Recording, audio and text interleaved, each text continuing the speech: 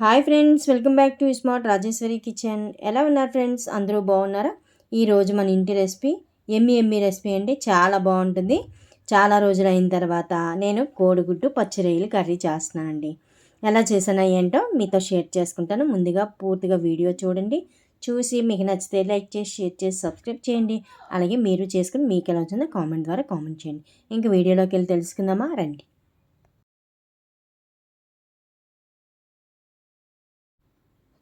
ముందుగా స్టవ్ వెలిగించి గిన్నె పెట్టుకొని, కళాయి అయితే కళాయి, లేదంటే వీడియోలో చూపించినట్టు గిన్నె పెట్టుకోండి. ఇందులో ఆయిల్ వేసుకోవాలండి. 4 స్పూన్లు ఆయిల్ వేసుకొని, ఆయిల్ మరిగిన తర్వాత ఒక ఉల్లిపాయ, పెద్ద సైజు ఉల్లిపాయ ఒకటి చిన్న ముక్కలుగా కట్ చేసుకోండి. చిన్న ముక్కలుగా కట్ చేస్తే గుడ్డు కూర కదా, టేస్ట్ చాలా బాగుంటుందన్నమాట. ఇలాంటి ఇగురు కూరలకి ఉల్లిపాయలు చిన్న ముక్కలుగా కట్ చేసుకుంటే ఇగురు బాగా వస్తుందండి. టేస్ట్ కూడా చాలా బాగుంటుంది. ఇప్పుడు అలా వేగిన తర్వాత ముందుగా మనము గుడ్లు, నేను 5 గుడ్లు అండి ఉడకబెట్టుకున్నాను. చల్లారినాక పెంకులు తీసేసుకొని గుడ్లు పక్కన పెట్టుకోవాలి. గంటలు పెట్టుకొని పక్కన పెట్టుకోవాలి. మీరు గుడ్లు వేపుకొని వేసుకోవాలి అనుకుంటే మనకి ఉల్లిపాయ పచ్చిమిర్చి వేయక ముందే ఆయిల్లో వేసి లైట్గా వేపుకోండి. నేనైతే గుడ్లు వేపట్లేదండి, వేపకుండా ఇలా వేసేస్తున్నాను.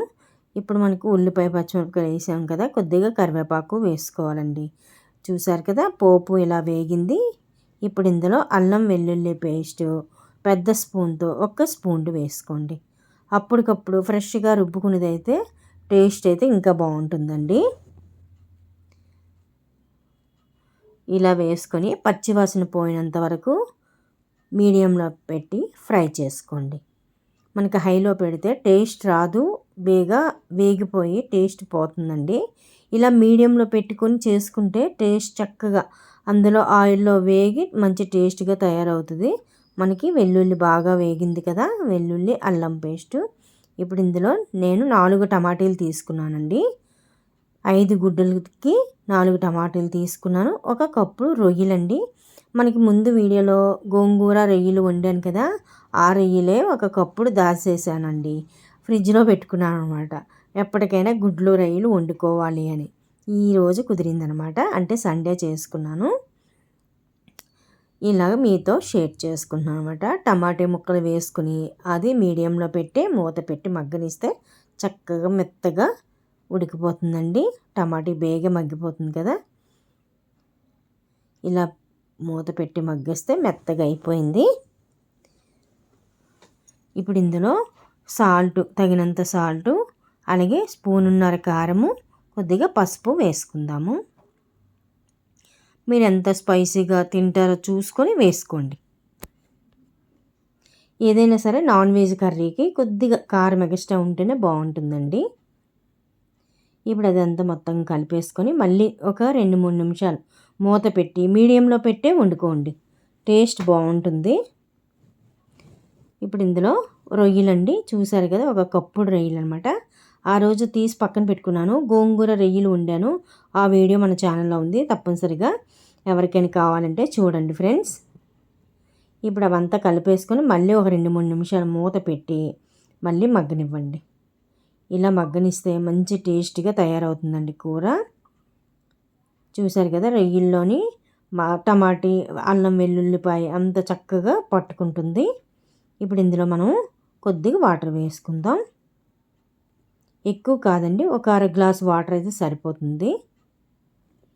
ఆల్రెడీ మనకి రొయ్యలు ఉడకబెట్టినవే కనుక వాటర్ ఎక్కువ అయిన అవసరం లేదు. కాస్త మళ్ళీ మూత పెట్టి మళ్ళీ ఒక 5 నిమిషాలు మగ్గనివ్వండి. మగ్గితే మంచిగా తయారవుతుంది. రొయ్యలకి ఉప్పు, కారము, టమాటా అది పడుతుంది, పట్టి మంచి టేస్ట్ తయారవుతుంది అన్నమాట. ఆ తర్వాత మూత తీసి ఎగ్స్ గంటు పెట్టుకోవాలండి. నేనైతే ఎగ్స్ వేపలేదు, మీకు ఎలాగ నచ్చితే అలా వేసుకోండి. 5 ఎగ్స్ కూడా ఇలాగ కట్ చేసుకొని ఘాట్లు పెట్టుకొని వేసుకోవాలి. అలాగే దాంట్లో కొద్దిగా మసాలా పొడి, 1 స్పూను ధనియాల పొడి అండి, మెత్తగా పొడి చేసుకొని నేను రెడీ చేసి ఉంచుకున్నదేని ఇది. తర్వాత 1/2 స్పూను జీరా పొడి, 1/2 స్పూను గరం మసాలా పొడి అండి. ఇంట్లో మనం పొడులు తయారు చేసుకొని ఉంచితే ఎప్పుడు పడితే అప్పుడు ఏదైనా నాన్ వెజ్ వండుకునేటప్పుడు వేసుకోవచ్చు, ఈజీగాను పేస్ట్ అయినా వేసుకోవచ్చు. మనం తినటానికి కూర రెడీ అయిపోయిందండి. చూసారా, కొద్దిగా కొత్తిమీర వేసుకొని మళ్ళీ ఒక 2-3 నిమిషాలు ఉడికిన తర్వాత దించేసుకొని వేడి వేడి అన్నం వడ్డించుకొని ఎగ్గు పచ్చి రొయ్యల కర్రీ వడ్డించుకొని తింటే ఇంకా మరి అద్భుత కదా ఫ్రెండ్స్. నాన్ వెజ్ ఇష్టమైన వాళ్ళకి ఎక్కువగా ఇది బాగా నచ్చుతుంది. అదే కాదండి, ఎండి రొయ్యలు కూడా వేసుకోవచ్చు, చాలా చాలా బాగుంటుంది. ఇందులోని ఎండి రొయ్యల్లో మినప వడియాలు కూడా వేసుకోవచ్చండి. ఈ పచ్చి రొయ్యల్లో కూడా ఈరోజు మరి గుడ్లు పచ్చి రొయ్యలు కూర తినాలనిపించి ఇలా చేశానన్నమాట. ఈ గుడ్లతో వండడానికే నేను ఆ రోజు గోంగూర రొయ్యలు వండిన రోజు ఫ్రిడ్జ్లో పెట్టేసుకున్నాను అనమాట. మనం రొయ్యలు ఎక్కువ రోజులు నిల్వ ఉండాలంటే ముందుగానే రొయ్యలు ఉడకబెట్టేసుకొని పసుపు, ఉప్పు, ఆయిల్ వేసి ఉడకబెట్టేసుకొని ఒక గిన్నెలోకి వాటర్ అంతా పోయినంత వరకు ఉంచేసుకొని ఒక గిన్నెలోకి మీరు ఎన్ని రోజులైతే అన్ని రోజులు డీప్ ఫ్రిడ్జ్లో పెట్టేసుకుంటే నిల్వ ఉంటుందండి రొయ్యలు. నేనైతే ఎప్పటికప్పుడు అలాగే చేస్తాను అనమాట. ఎన్ని రోజులైనా నిల్వ ఉంటుంది. మనకు వండుకునేటప్పుడు బయటికి తీసి ఐస్ అంతా కరిగిన తర్వాత వండేసుకోవచ్చు. అంతే ఫ్రెండ్స్, మన కూర కూడా రెడీ అయిపోయింది. ఇంకా బౌల్లో తీసేసుకొని పైన కొత్తిమీర జల్లేసుకొని ఇంకా వడ్డించుకొని తినడమే లేట్ ఫ్రెండ్స్. చూడండి, చూస్తుంటే నోట్లో నీళ్ళు ఊరుతున్నాయి కదా.